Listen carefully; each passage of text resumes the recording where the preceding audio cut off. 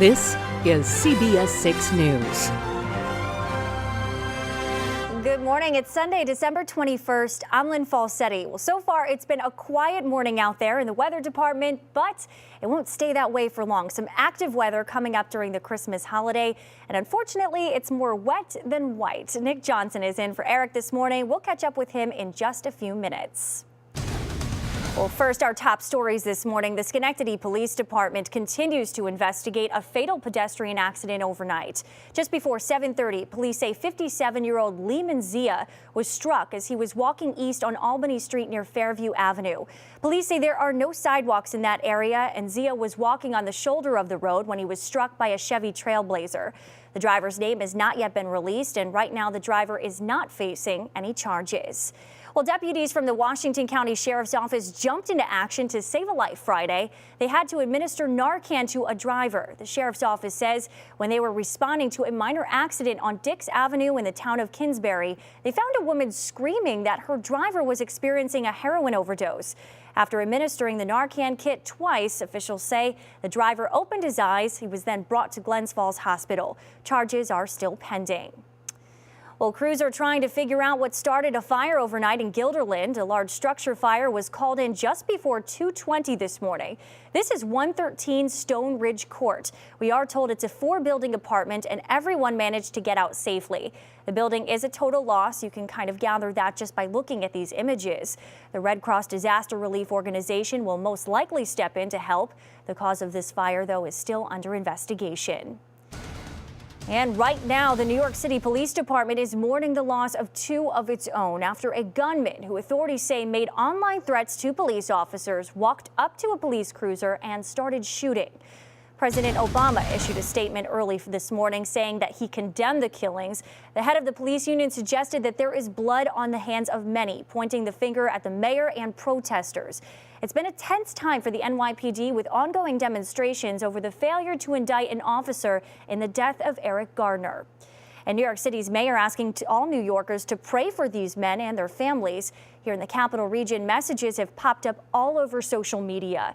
The Albany Police Department is tweeting, quote, "Our thoughts and prayers are with the NYPD and the families of the 2 police officers who lost their lives serving New York City." Wendy Gillette will have a full report coming up later on in the newscast this morning. And turning now to our other top story this morning, a Christmas party thrown by the Albany County Sheriff's Office. It's a tradition in the hill towns, but this year, the community is still with heavy hearts over the death of 5-year-old Kenneth White. His cousin, 19-year-old Tiffany Van Alstyne, has been charged with murder. The sheriff tells CBS 6's Tori Wells Kenneth and his sisters were supposed to be at this party. It's the time of year for joy, the time of year for celebrating. But over the past 2 days, it hasn't always felt that way. When we were playing tag, he used to have fun and just run around. And again, that was CBS 6's Tori Wells reporting. Albany County Sheriff Craig Apple says Kenneth's 2 sisters are now in foster care and that the family's home has been condemned. He told CBS 6 the outpouring of support has been remarkable, with countless messages of people offering caring words and donations. And we've been receiving a number of calls about making donations. Sheriff Apple wants to warn people, however, after tragedies like this, not all funds set up are legitimate. For now, he said people should hold on to their money or toys until the 2 little girls involved are more settled. If you didn't want to do that, he recommends dropping off your donations at the sheriff's office until a fund is set up and verified. And the death of this young boy has touched so many here, as we've been reporting. An event page on Facebook called Lights for Kenneth White is inviting people to turn on porch lights or to put a candle in the window to honor Kenneth. A vigil has been organized for tomorrow night at 7 outside the elementary school. And as always, you can find all of this information. It's all on our website, that's cbs6albany.com. In Schenectady, family and friends said goodbye to a mother who police say was shot and killed in front of her baby son. According to her obituary, Markia Booth, also known as Markia Harris, was laid to rest. Police say Harris's ex-boyfriend shot her several times while she was in her SUV on State Street last weekend. Right now, Jamel Modest is being held without bail at Schenectady County Jail. He's facing a second-degree murder charge. A fundraiser for the woman's family is scheduled for tomorrow at 3. It will take place at the Steinmetz Family Investment Center on Emmons Street in Schenectady.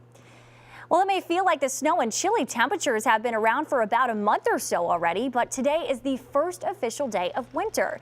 It's the shortest, darkest day of the entire year. And with more on this chilly first morning of winter, we'll head on over to Nick. Hey, Nick. Thanks, Nick. Still ahead, a warning from officials before picking up one candy from the store this holiday season. And a spike in flu cases, what you need to know to protect yourself from getting sick. Those stories and much more up next in your health report. We'll be right back.